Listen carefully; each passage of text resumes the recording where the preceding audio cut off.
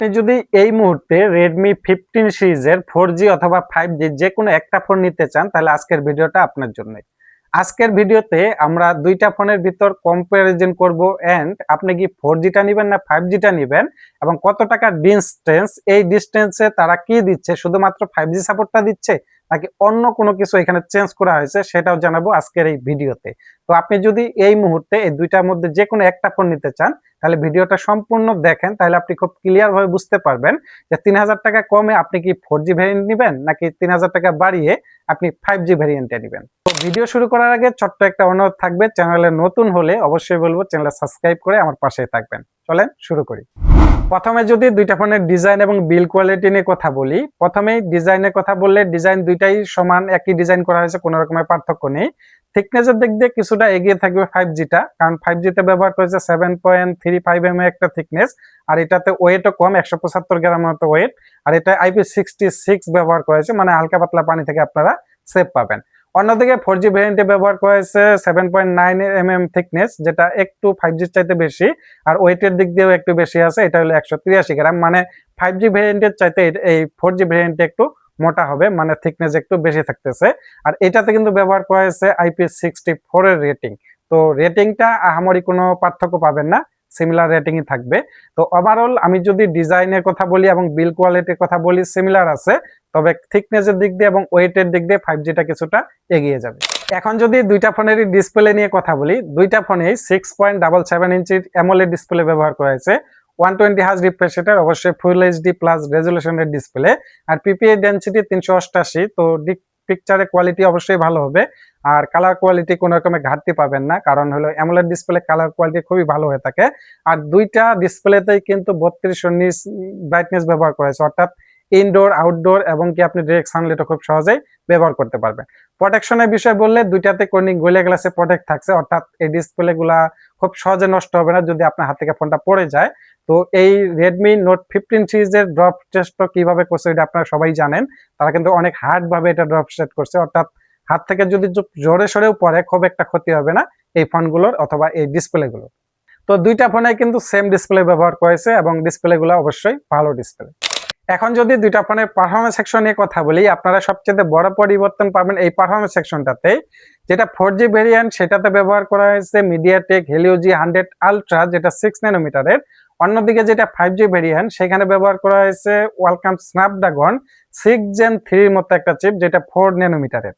তো এই জায়গায় কিন্তু খুবই বড় একটা পার্থক্য পাচ্ছেন, অর্থাৎ আপনি যদি 4G ভেরিয়েন্টটা দেখেন, এই চিপসেটটা দিয়ে আপনি হালকা পাতলা গেমিং এর পাশাপাশি অন্য কাজ করতে পারবেন, যেমন ফেসবুক, ইউটিউব, ইনস্টাগ্রাম অ্যাপগুলো সহজে চালাতে পারবেন। তবে এটা দিয়ে আপনি হেভি গেমিং করতে পারবেন না, কারণ এটা এমন একটা চিপ, এটা দিয়ে আপনি হালকা পাতলা গেমিং এর পাশাপাশি অন্য কাজ করতে পারবেন। অন্যদিকে 5G ভেরিয়েন্টেতে 6 Gen 3 এর মতো চিপ 4 ন্যানোমিটারের, সেটা দিয়ে আপনি হাই গ্রাফিক্সে গেমিং করতে পারবেন, উড়াধুরা গেমিং করতে পারবেন। আর স্ন্যাপড্রাগনের চিপ হতে হিট জেনারেশন অনেকটাই কম হবে মিডিয়াটেকের চাইতে, তো এইখানে কিন্তু অনেকটা এগিয়ে থাকবে।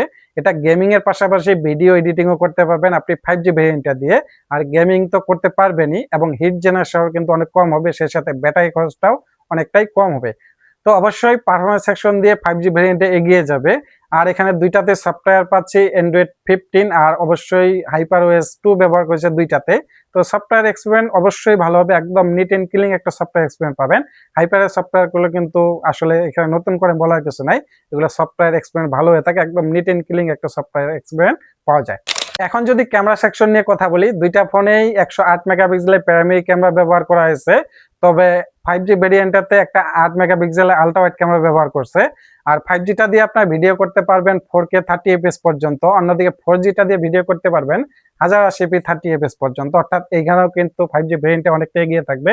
কারণ আপনি যদি ভিডিও কন্টেন্ট তৈরি করে থাকেন বা নতুন কন্টেন্ট করবেন বা ব্লগ টলগ করবেন, সেক্ষেত্রে কিন্তু অবশ্যই আপনি 5G ভেরিয়েন্টটাতে ভালো করতে পারবেন, কারণ 4K ভিডিও রেকর্ড করলে কিন্তু অবশ্যই ভিডিওটা কোয়ালিটি অনেক ভালো হয়ে থাকে।